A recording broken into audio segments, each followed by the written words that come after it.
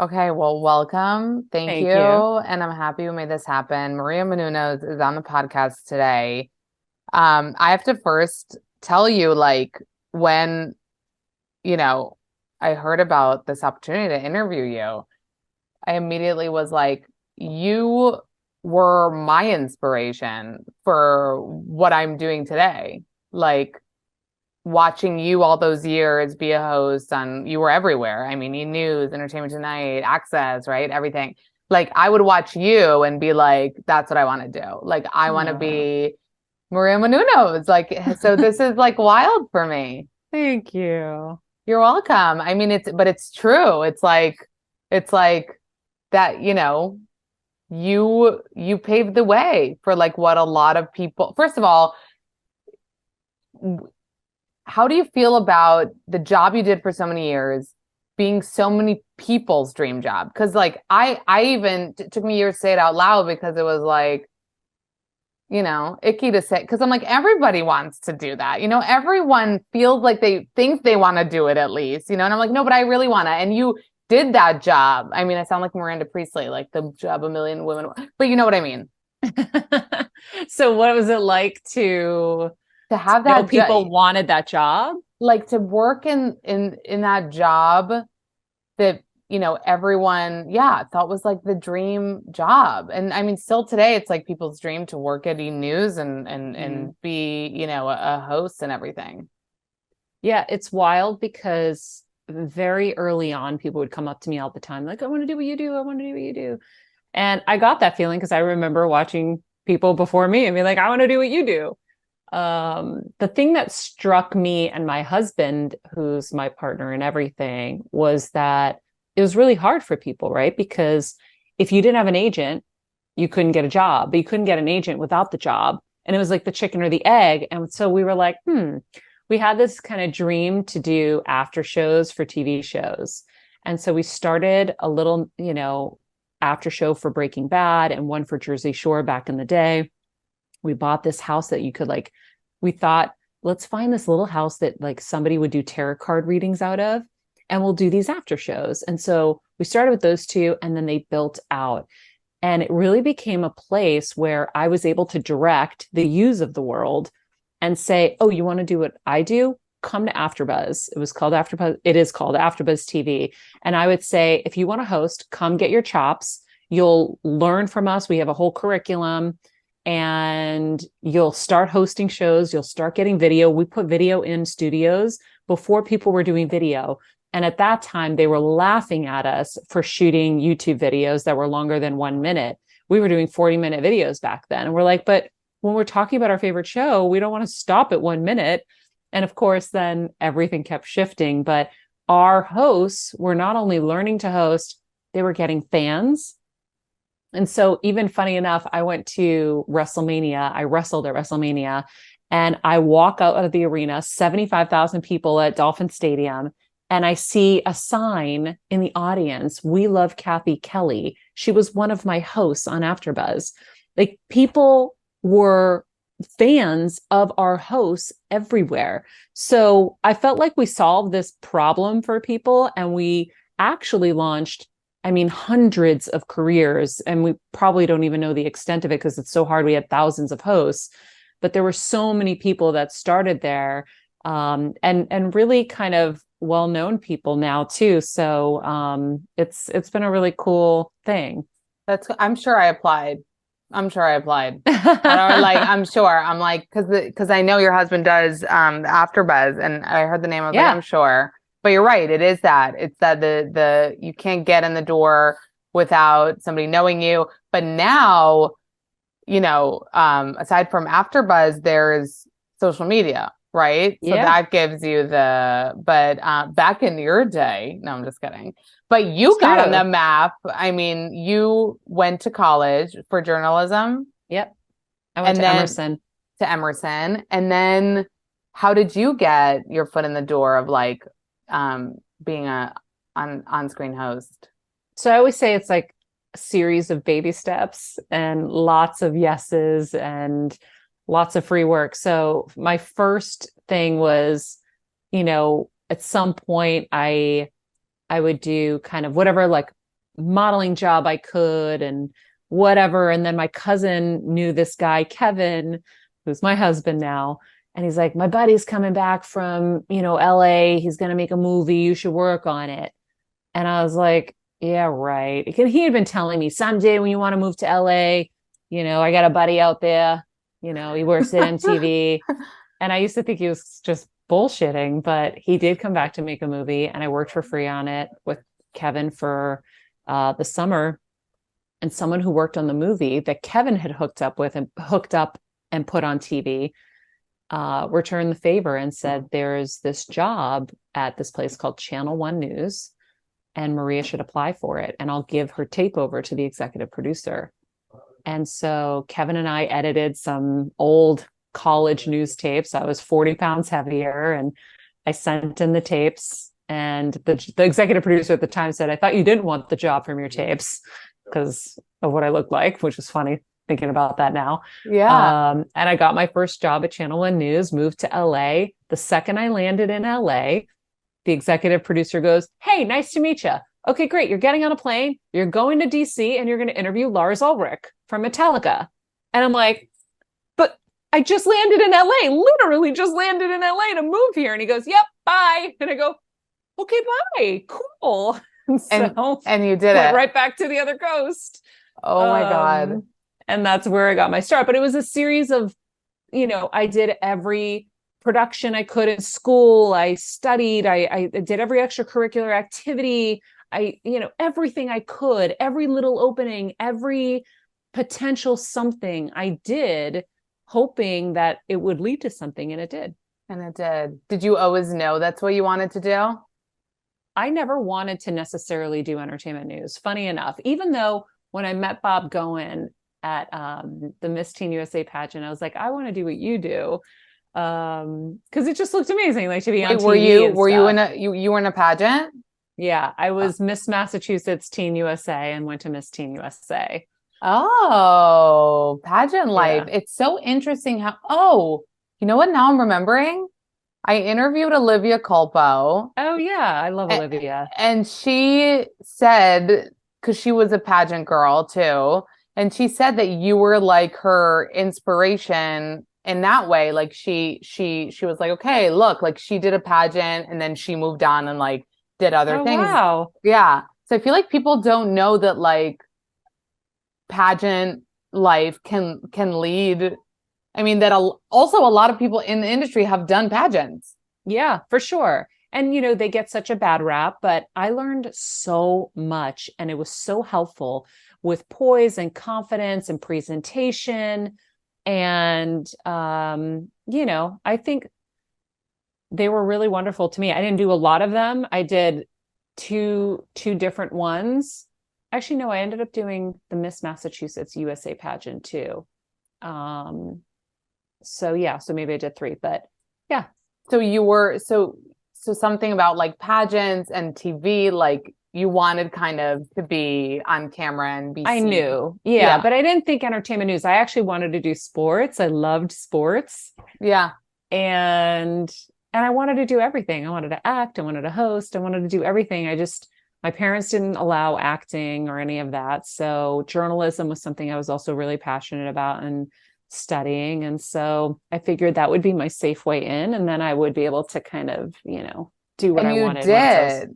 And you kind of did do it. First of all, you said WWE before. I was shocked to like read about that you've done, like you've competed. You've done the match. What do they call them? Like you wrestled. I've wrestled. Yeah. 4-0.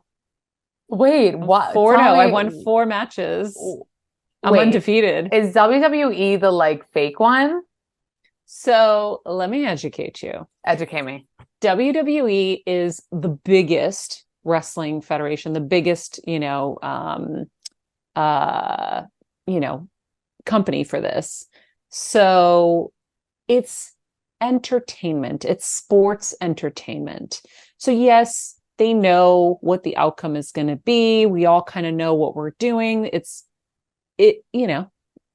People now know it's choreographed and stuff, but it's still real when you're hitting the mat. It's still when I'm fighting Beth Phoenix, the Glamazon, she's like, hit me as hard as you can. I go, only if you hit me as hard. Actually, no, I said to her, hit me as hard as you can. I want this to look real. And she goes, only if you hit me as hard as you can. So I'm like, boom. And then we're kicking. And it was so fun. Wait, do you walk away with like bruises or So adrenaline really kicks in. I will say that for sure. 70,000 people screaming, and then you're terrified in the ring. Like it's just sheer terror for me because I'm new and, this isn't what I do.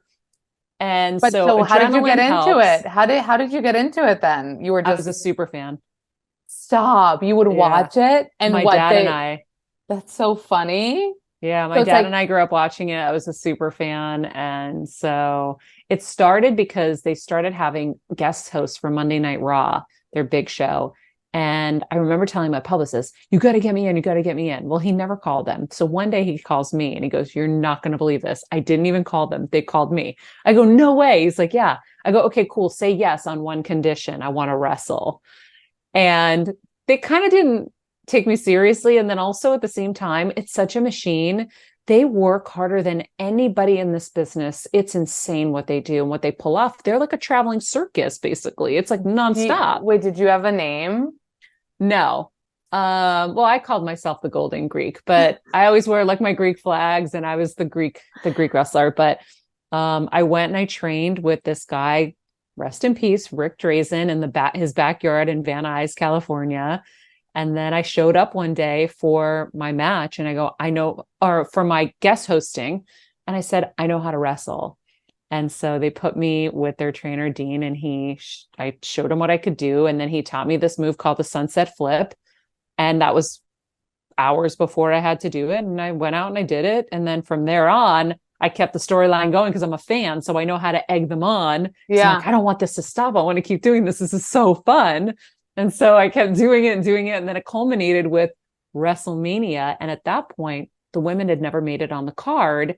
And it was really cool because I had brought so much attention to it, and we were able to make the main show, which was awesome. That's so cool. I love Mhm. when like a passion turns into like a real passion turns into like a project that you work on. Yeah, it So was you fun. so you did so much. You went from E News. Wait, no, you started actually at Entertainment Tonight, right? Channel One, then Entertainment Tonight. I hosted ET on MTV and the ET on VH1 spinoff too.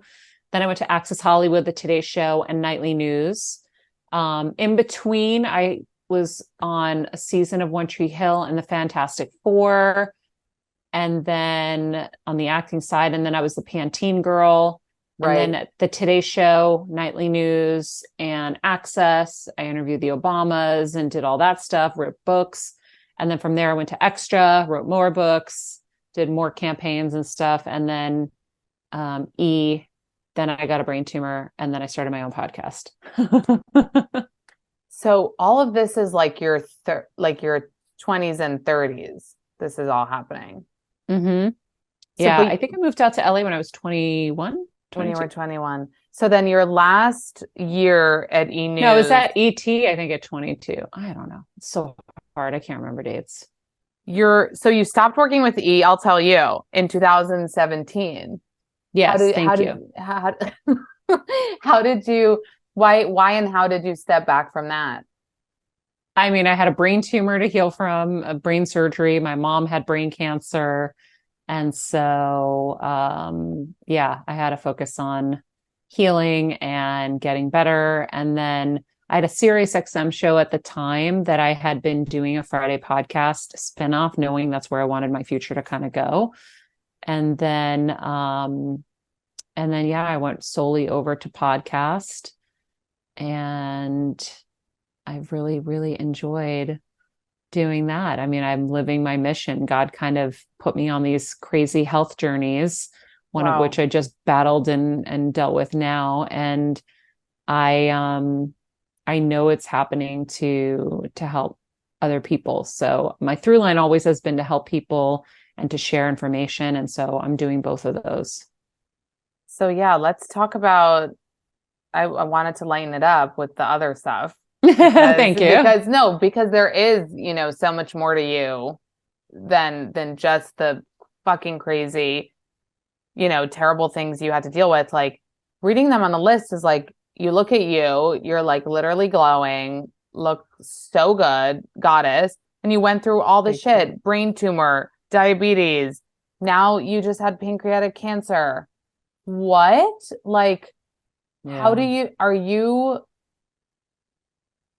first of all, I want to start with how do you, because I think this is important for people. How do you defeat the like woe is me attitude? How are you not like, because I read somewhere where you were like you're like thankful.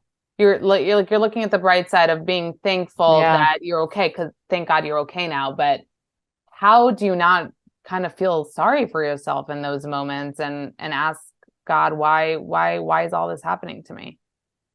I mean, I'm grateful I don't, and I don't look at things like as a collective a lot.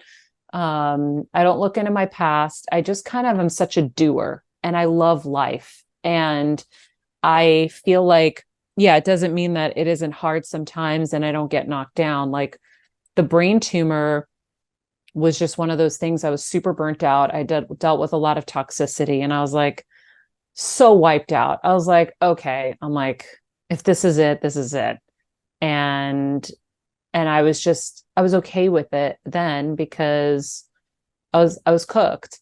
And my mom was dealing with stage 4 brain cancer and it was so hard. But Wait, so I as your saw it, mom had stage 4 brain cancer, that's when you were yeah, it was having the right after. headaches. So she got her brain tumor. It was like August 31st, 2016. By April 2017, I was diagnosed with a brain tumor. Hers was cancerous, mine was benign. And so like I said, I was just kind of really burnt out. But I did see it as a blessing at some point because I was like, wait, I'm like, God's kind of been trying to send me messages and I haven't been paying attention. And I have to slow down and I have to make changes in my life. And I really was very aware of that. And I had some tools, whether it was from Rocky, Rocky Balboa being one of my favorite movies.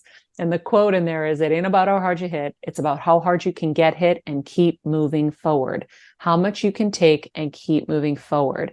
That was one tool. The other tool was life is happening for me, not to me. So I was like, how is this happening for me? I'm like, okay. A lot of times I think we get trapped in an old dream. And I think I was trapped in an old dream. And so for me, I needed to You're talking like really career wise. career wise, yeah, like I needed to expand and do more. I was more than just reading a teleprompter. It was slowly killing me. And so for me, being able to shift into this space has been such a blessing. And not only is it saving other people's lives, and I get those comments constantly and that feedback, now it saved mine because You had to the deal with it way again. yeah, the way I found out about this pancreas tumor was because an outside MRI company called Pernuvo reached out to my show. They kept reaching out, reaching out. My producer didn't tell me because I was traveling.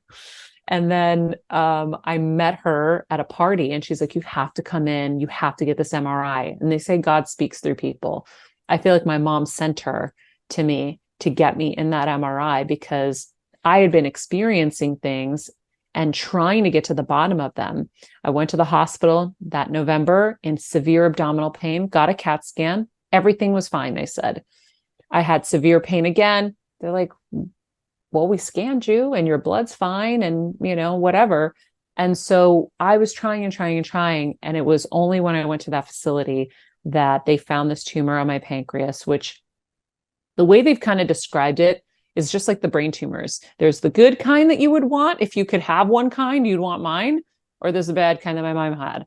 The same thing with the pancreas cancer. There is the kind that you would want, which is what I had, which is a neuroendocrine tumor. And if you catch it early enough, you're okay. If you don't, you're Steve Jobs. And unfortunately, you don't. That's what I had. Doesn't it usually happen to men, or is that, I feel like it's a more predominantly male kind of, didn't Pancreas it, cancer. wasn't I it also don't Patrick know. Swayze, I feel like. So, like I said, there's two buckets. So Yeah. then there's the adenocarcinoma. I can't say the word. I think that's what Patrick Swayze had. I think that's what Alex Trebek had. So there's two buckets. And Why And are you getting so this bucket? Is anyone telling you why, like what's happening in your body that something keeps no, happening? because that's not what Western medicine does. Right, Medicine diagnoses, prescribes, and operates, right. right? And so they're not going to get to the bottom of it. My naturopath and I are trying to get to the bottom of it, but I had a breakthrough on my show just the other day with this holistic psychologist, Dr. Scott Lyons, I believe his name was. And he was just starting to talk about kind of cortisol and the hormones of stress and what happens when your body's under stress. It releases all these hormones. And I go, oh my God, stop. I think I just had the breakthrough. And he goes, what? I go, I've been trying to get to the bottom of what's going on in my body. Why am I getting all of these why have I gotten all these hormonal tumors? The meningioma is hormonal, supposedly. The endocrine tumor is hormonal. The fibroid they just took out that was like the size of a baby, gone. That was hormonal. And now I know it's stress. Now, I Fuck. can't change the first however many years of my life where I lived in fight or flight every single day.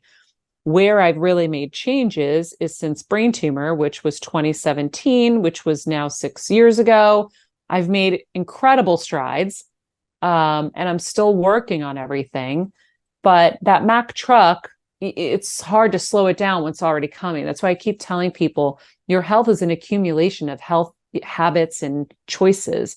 So you have to really start young. And the hard thing is when you're young, you take it so for granted. So you work long hours, which by the way, we're all going to do. We eat shit. We treat our bodies like shit. We don't get the sleep that we need so that the body can run all the processes it needs. So eventually that accumulates, and usually it's an autoimmune condition that hits first, something thyroid, and then we're like, Did oh, you did thyroid. you did you have an autoimmune thing Yeah, first? yeah, Hashimoto's. Oh fuck, I think I have that. Yeah. No, it doesn't mean you're going to get all this No, stuff. I know, Duh. I know, no, I know. But what you're saying about stress is like we hate hearing it, right? Because it's like Mm-hmm. hearing that, eating something that alcohol isn't good for you. I don't know. It's like one of those things that's like, You okay, can't but stop. right, that you can't stop.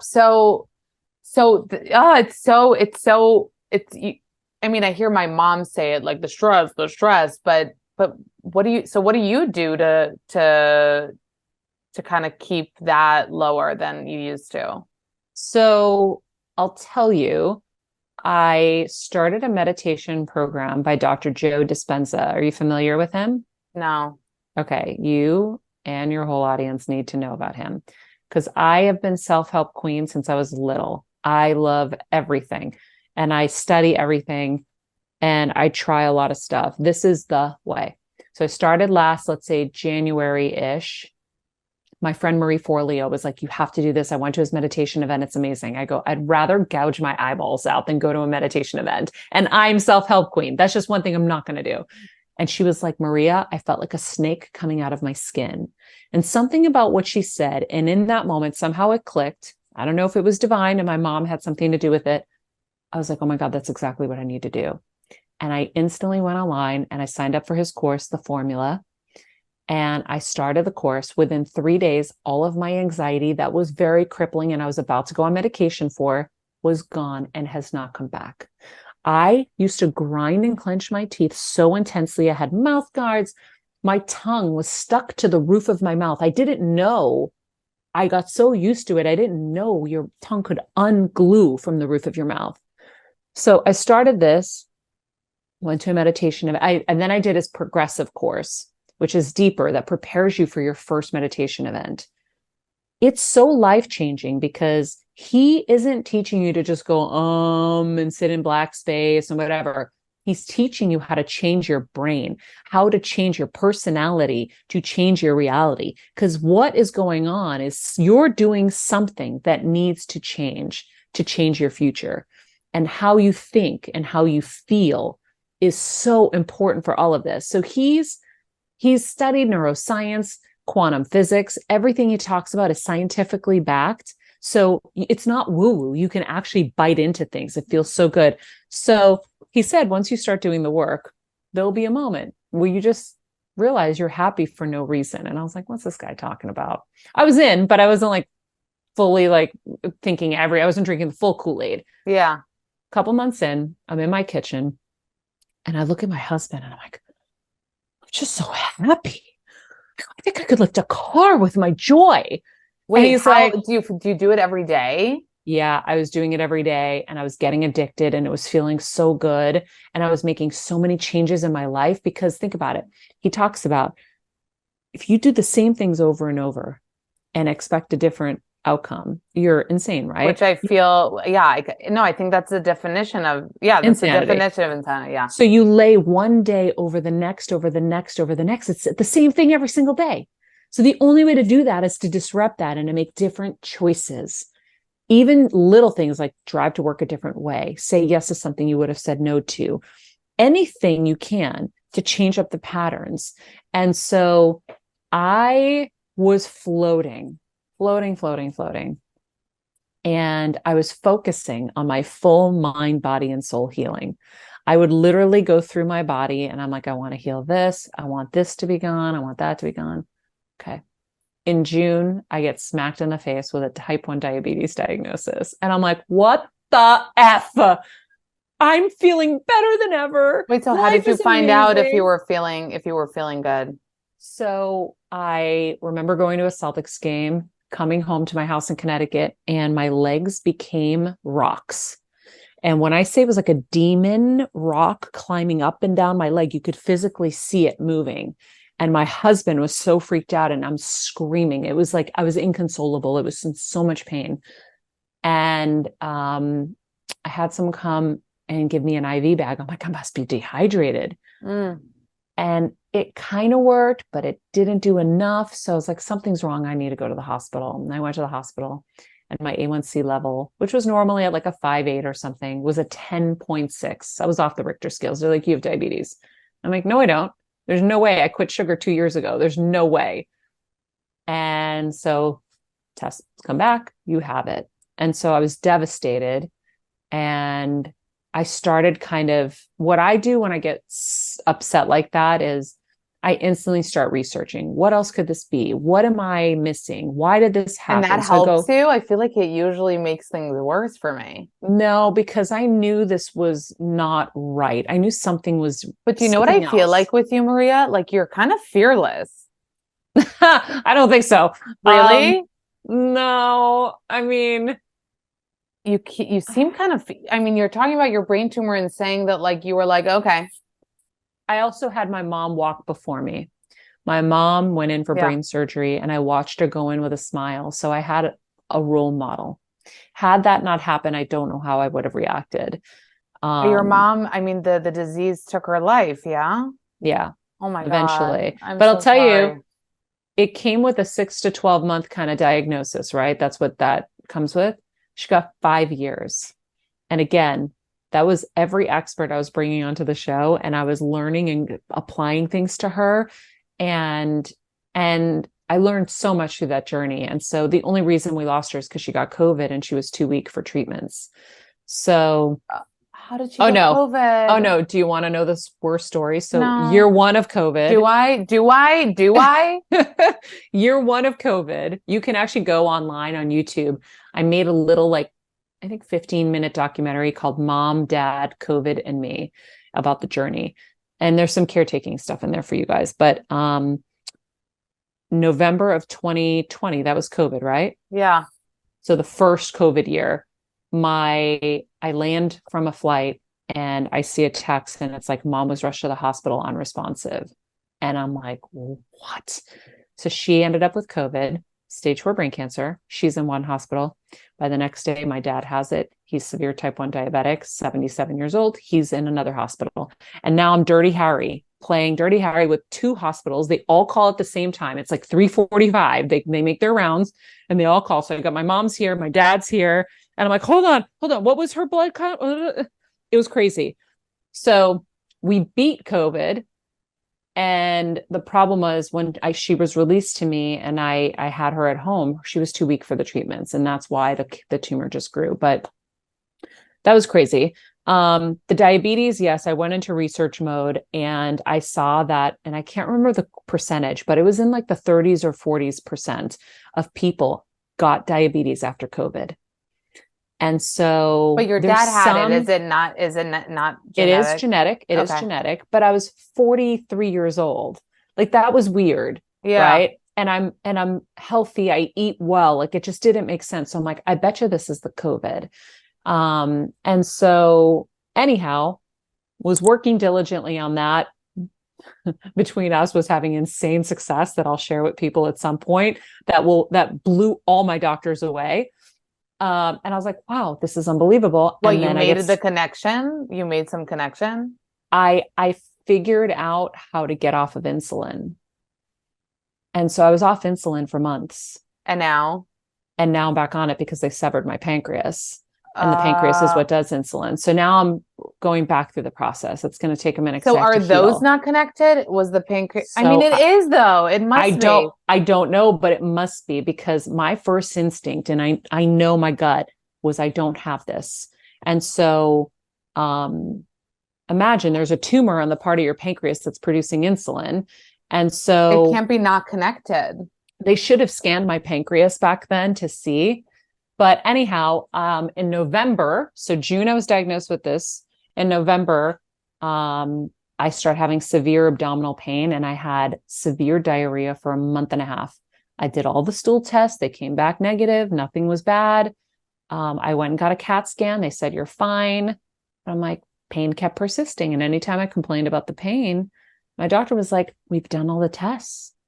And so that's when the angel came in the form of this woman. You have to come do this MRI. And I did it. And it's an outside MRI. I think they cost like $2,000. Right. And they found the tumor. And that's when the guy was like, you need to go to the hospital right now. And so I went to the hospital. They did another MRI to Were you confirm it. shocked? Like, or were you like, yeah, makes sense. No, I was in shock because so I'm sitting in a room and we're going through the MRI from head to toe. And I'm getting down, and it's like everything's good. Okay. Okay. Because I was nervous. I Yeah. knew I was going to hear something. I could feel it. And as we're getting closer to the bottom, I'm like, thank you, God, thank you, God. And then the pancreas, and he freaks out. He's like, yeah.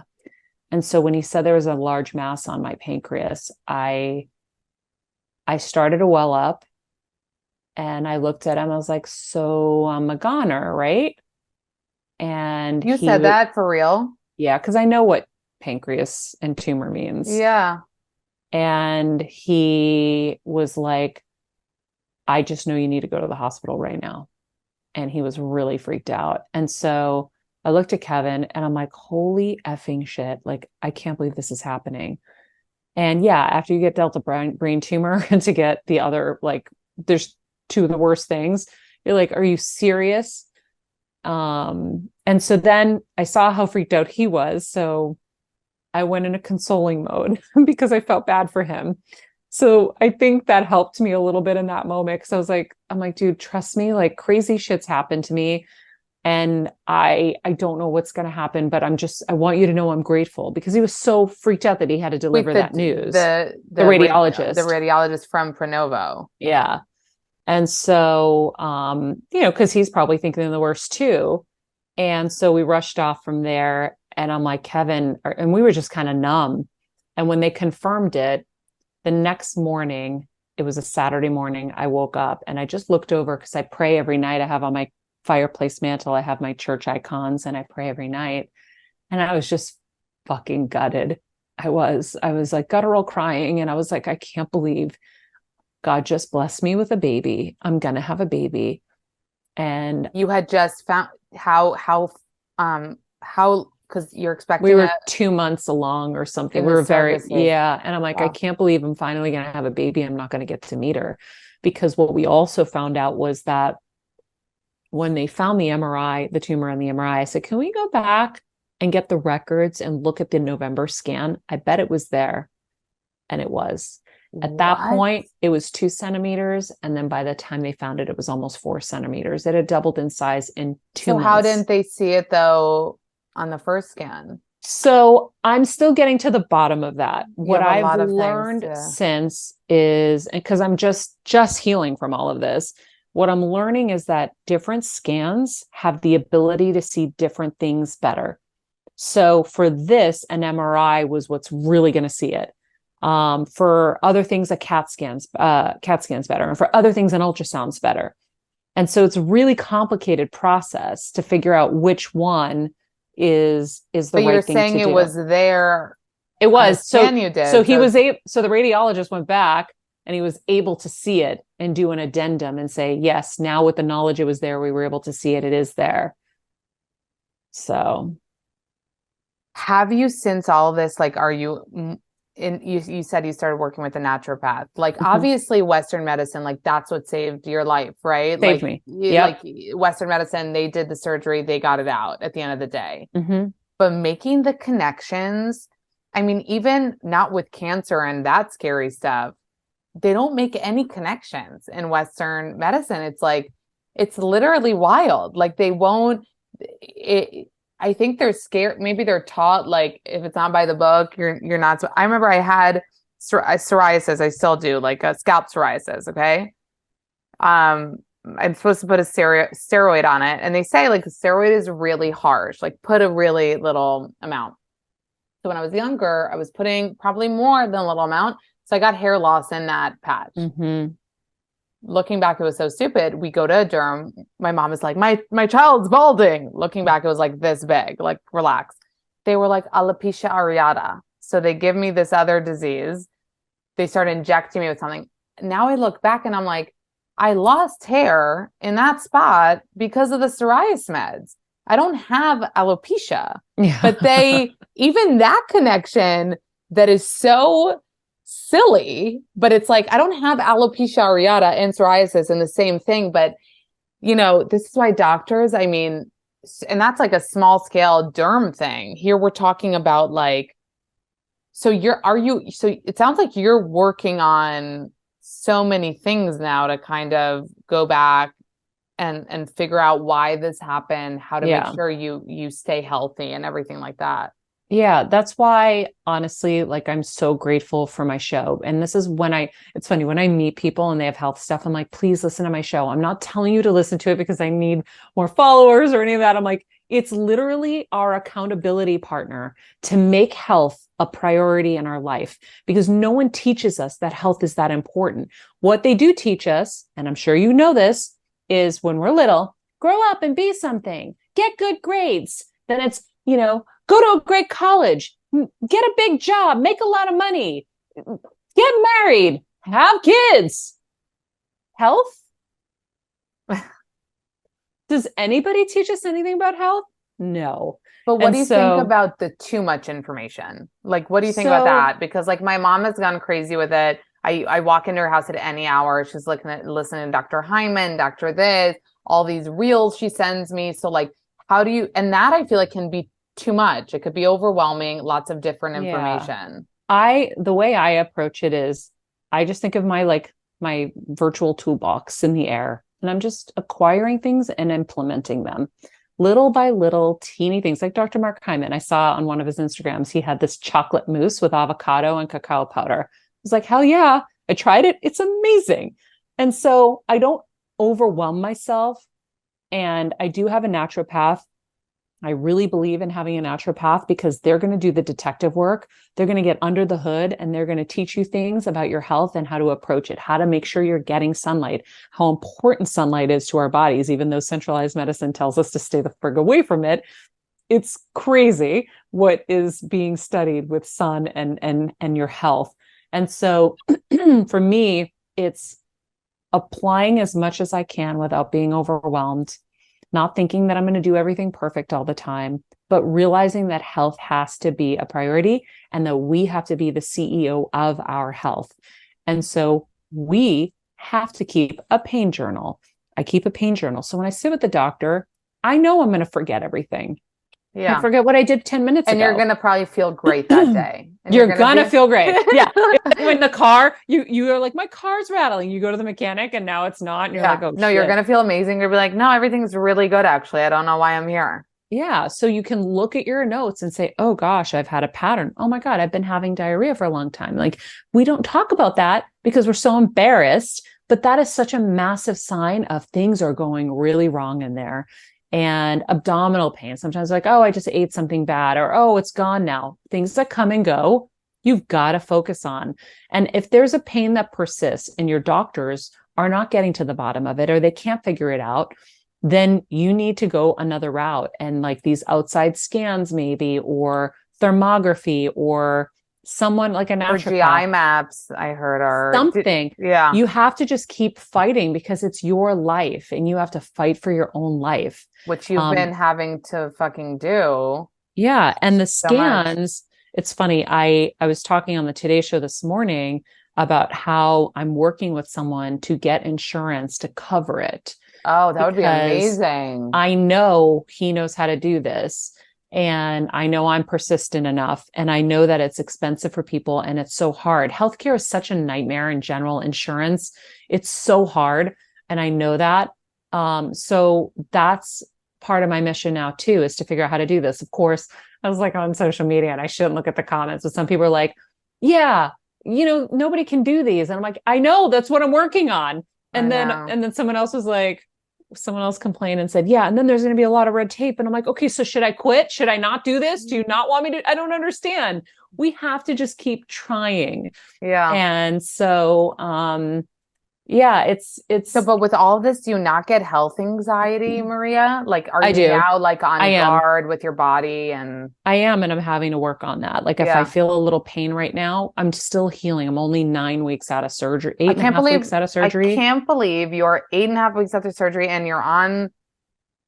First of all, how does it feel to be like on kind of like a press tour right now It of was talking about everything that you went through? Like, how did this even kind of come about? Were you like, oh wait, I want to do this 8 weeks good question. It after was healing? last minute because it's been secret. So imagine having to do all of this in secret. It's very lonely. It's really hard.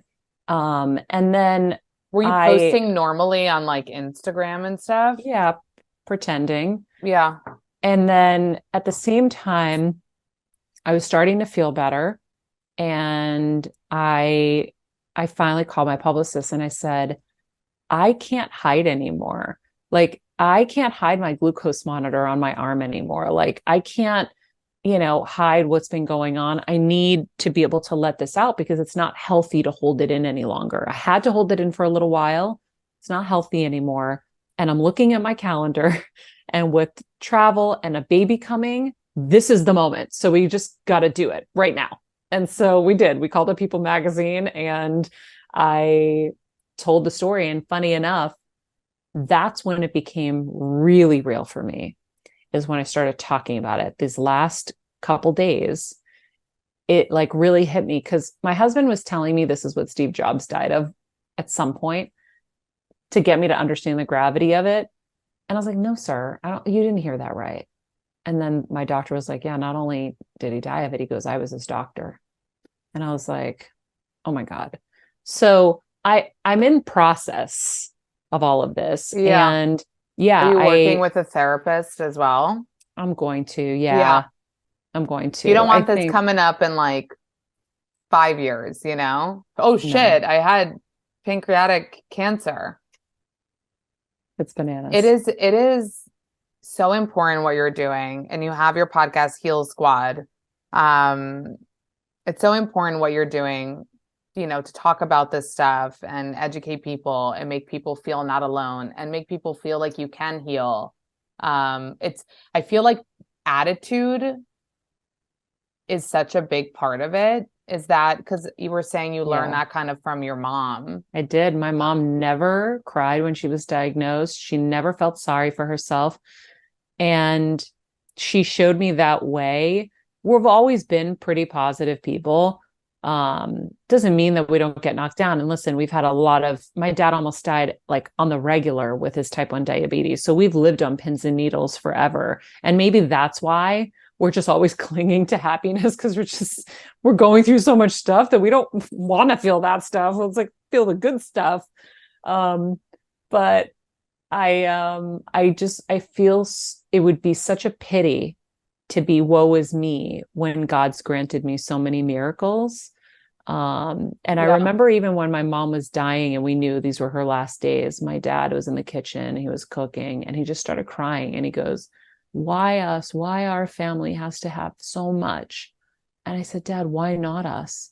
Think about everybody who's going through this stuff. It's not just us, it's people who have less that are going through it, who don't have, maybe the same love that we have for each other, that we can support each other." I'm like, we're strong and we can do it. Why not us? Wow, Maria, that's a strong, that's wow. Why not us? Yeah, I I say believe why that. me when like my cab's late, you know? Like why me? He's stuck. Yeah. I mean, it's so easy, right? To Yeah. even with small things in life, but how are you also balancing the perspective of, okay, dealing with this kind of life or death situation, but also being able to like be normal and complain about cabs and not everything being like, I almost, I had all this stuff, so I should, take nothing for granted and be happy that, you know what I mean? Like, how do you kind of balance those perspectives? This is why, by the way, your show is so popular. You're a really great interviewer and you ask really great questions. Coming It's from you, thank you so much. true. Because I'll tell you, I'm battling with that right now because I'm finding myself just kind of slipping back, and it's been hard to keep my meditation program through this journey because I was in so much pain and I was out of it. And I mean, I was trying in the hospital and I've been trying to get back into my flow. I'm not officially in my flow. And that's, makes me a little rickety, right? And so I'm battling that because I'm like, sometimes I'm like, bitch, you just went through hell. You How know what did you it's even get like on the to face flight? this. Did your doctor even approve you flying 8 weeks Yeah. after surgery? Yeah. I'm sure he hasn't seen it before. I feel like I you're was pretty shocked at how quickly I was able to kind of be okay. because I read that you were not okay right after, right? Like it Yeah, was a no, hard recovery. it was hard. It was harder than it wasn't. Like I film everything because I never want to rely on my memory. Our memory is like 50% true. So even me with an amazing memory, I look back now and I did all these video diaries. The day after surgery, I was like, Kevin, this is so surreal. I don't feel like anything happened. Why do I feel so good and normal? And then after that, a lot of pain kicked in. So maybe I jinxed myself. But Yeah. soon when I got out of surgery, I remember just screaming pain, pain, pain, pain, pain, because it was so painful.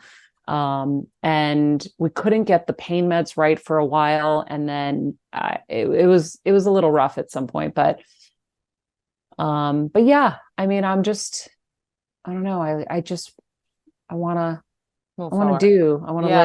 live. But I am battling the guilt sometimes right now over being frustrated with something stupid or stressing about something. Like, I'm like, you know better. Why are you stressing about this? You almost died. Like, I remember literally thinking, I was having to have conversations with my husband about how I wanted him to raise our daughter and who I wanted her to be around. Like, we were having serious thoughts about I might not be here.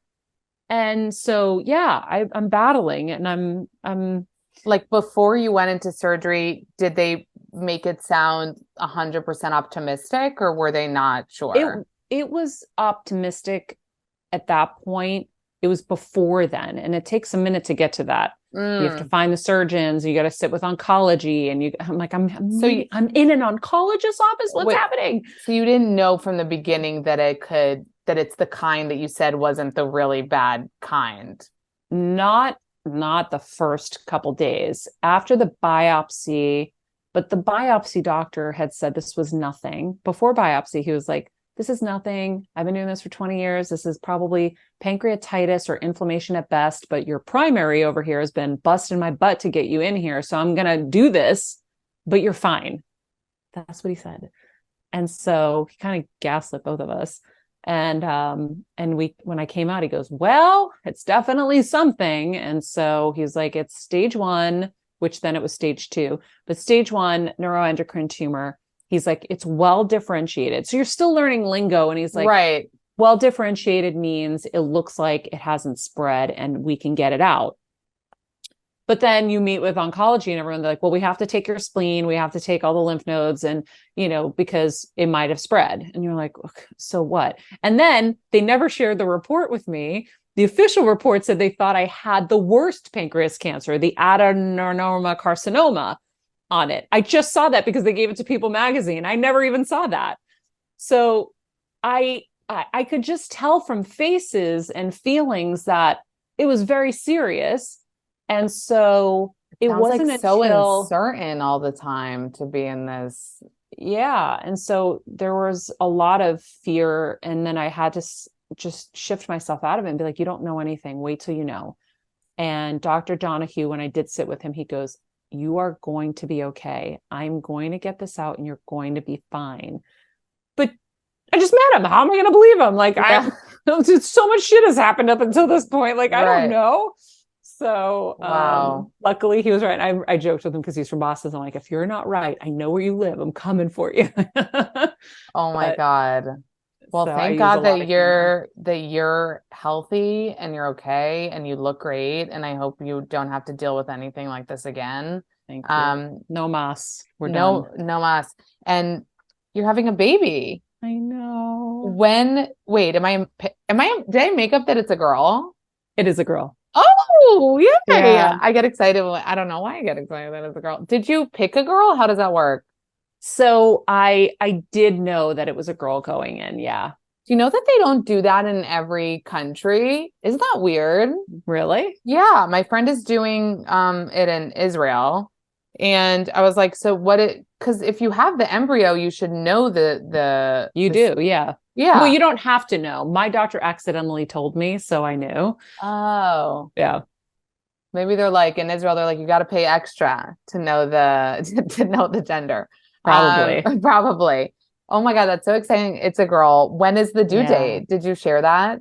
I haven't shared, but she's coming in the summer. In the summer. Are you all Yeah. ready? Do you have like you're Greek, right? So there is some superstitions with like with I don't not I really. don't really know. I know we have to like put like an evil eye on her probably or something Yeah. like that, but the nursery's almost done. I had a friend come over the other day because I was having a little bit of a panic. I'm like, I need to get everything. And I know there's so many things I still don't have. And so she sat with me and I just ordered everything on Amazon that I still I mean, needed. you And could have, yeah, you could have ordered it like the day before. Like that's how easy it is yeah, nowadays with Amazon. but you're like, and so she was great. She was like, we'll all come over and we'll set you up when you're out of town so that you can come home and then the house is ready for you. And I was like, thank you guys. Cause they were like, we want to do a baby shower. I go, I don't have time to think about who to invite and who not to invite and any of that stuff. I go, all I need is somebody to help me prepare for this baby. That's all I need. Like, so if you guys can help me with that, that's what I really need. How exciting is the fact that I mean the baby is coming after also this is another thing you were very open about um around like 2016 even you shared Mm-hmm. your IVF treatment and how it was unsuccessful at the time. Yeah. I mean, it's been an almost 10-year journey trying to conceive naturally, artificial insemination, IVF, surrogates. So I know it happened at this time for a reason. Mm. And so I'm just grateful. I can't wait to meet her. I'm so excited. Oh my God. And it's going to be the best. It's going to be the best ever. I'm so excited for you. Thank you for coming on my show, Maria. I hope you stay healthy. Thank you. If you ever need me, I am a fake doctor now. I always joke that I've logged more than 10,000 hours. So I run point on people's health all the time because I also am very intuitive. So I'm always like, oh no, this is what you need. And this is what you need. Not that you're doing anything in place of a Probably doctor, but it's additive. Okay. Well, you're going to regret saying that. No, I do. Listen, I get the 911 calls from people all the time. I got one this morning. The one person has sarcoma. The other one has leukemia. And I'm like, okay, you need to talk to this person. You need to talk to that person. Let me get you. So I love helping people. So, and I'm happy to hear that you're doing the work with trying to get the insurance. And we're going to see you in a lab like next year, like making like, I don't know, vaccinations or something. But no, I really do think that COVID is related. I'm telling you, after I got COVID, I used to be able to like eat pizza and feel good. Like after COVID, my whole stomach shifted. I like can't digest anything. And going to the doctor, I remember saying like, she's like, well, what happened at that time? You went to LA, like we're trying to look at dates. I'm like, the only thing that happened was COVID. Like that's the only thing that was Yeah. different. And it's exactly after that that, you know, and my mom's friend also got some type of cancer. I forget the name after COVID, and they don't make those connections I anywhere. have a list of ailments that came after COVID. Isn't that wild? Hmm. Yep. Well, Maria, you're a shining light and Thank keep you. educating and doing the work. Everyone listen to Heal Squad, follow Maria's journey. Can't wait to see her baby. And really, I mean it. Like I would have done this entire interview sicknesses aside. You know what I mean? Like, yeah, Thank you. that's something you had to deal with, and I'm glad it brought you to this new place in your life that you're more fulfilled. But know that you were inspiration in your old life to a lot of people too. Oh, thank you so much. You're welcome, and thank you And again for coming on. thank you for having me. This was so great. You're so good at Yay. what you do. Oh my God, thank I'm you. No, that means serious. so much. Honestly, that means so much from you.